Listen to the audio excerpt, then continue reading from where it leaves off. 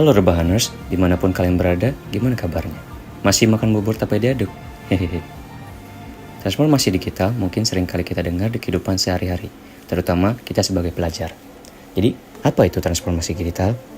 Transformasi digital adalah proses perubahan mendasar pada organisasi atau perusahaan untuk mengadopsi teknologi digital dalam seluruh aspek bisnisnya.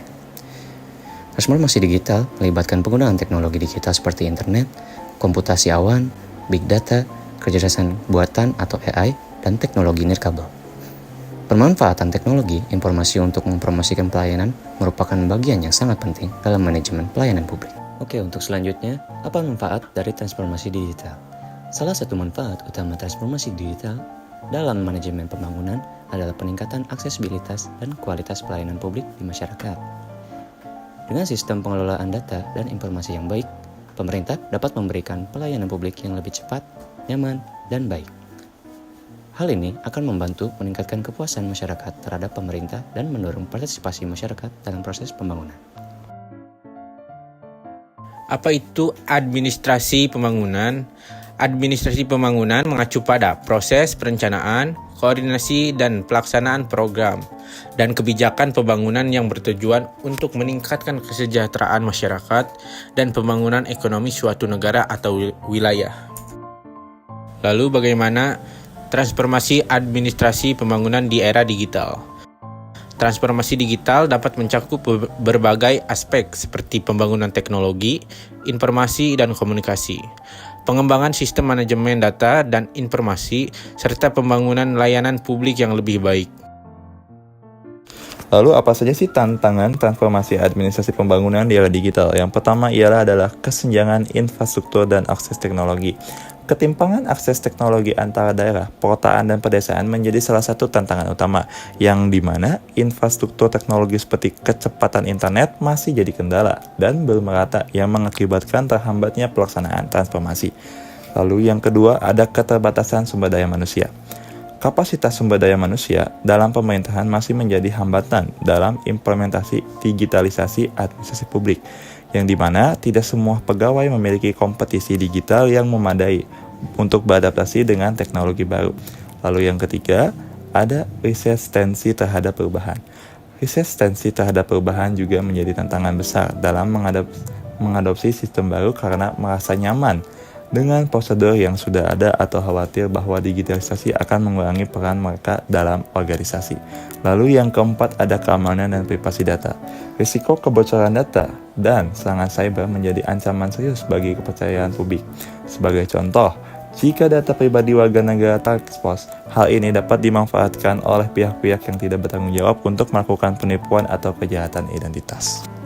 Selanjutnya, yaitu perubahan budaya organisasi. Keberhasilan transformasi digital sangat dipengaruhi oleh kemampuan organisasi dalam mengelola integrasi antara teknologi dan nilai budaya lokal.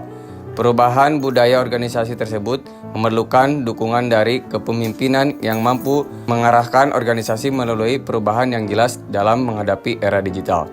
Dan juga ada regulasi dan tata kelola. Proses regulasi yang lambat dan birokrasi dapat menghambat kemampuan hukum administrasi untuk tetap relevan dan efektif dalam mengatur lingkungan digital yang terus berubah. Penggunaan teknologi membutuhkan regulasi yang jelas dan adaptif agar tidak terjadi penyalahgunaan serta dalam menjamin perlindungan hukum bagi masyarakat. Selain tantangan, adapun peluang yaitu peningkatan efisiensi dan efektivitas. Pemanfaatan teknologi digital memungkinkan peningkatan efisiensi dan efektivitas dalam pelayanan publik. E-government, misalnya, memungkinkan masyarakat mengakses layanan publik secara online, mengurangi waktu dan biaya yang diperlukan untuk menguras berbagai administrasi.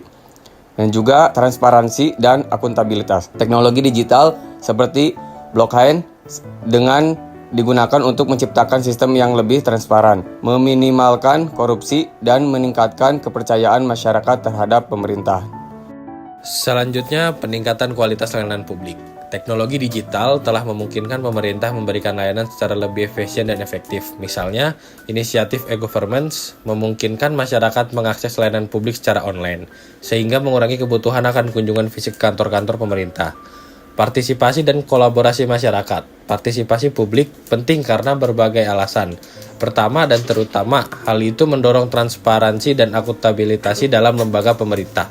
Manfaat partisipasi publik melampau sekedar perumusan kebijakan, melibatkan warga negara mendorong kohesi sosial dan kepercayaan pada lembaga pemerintah.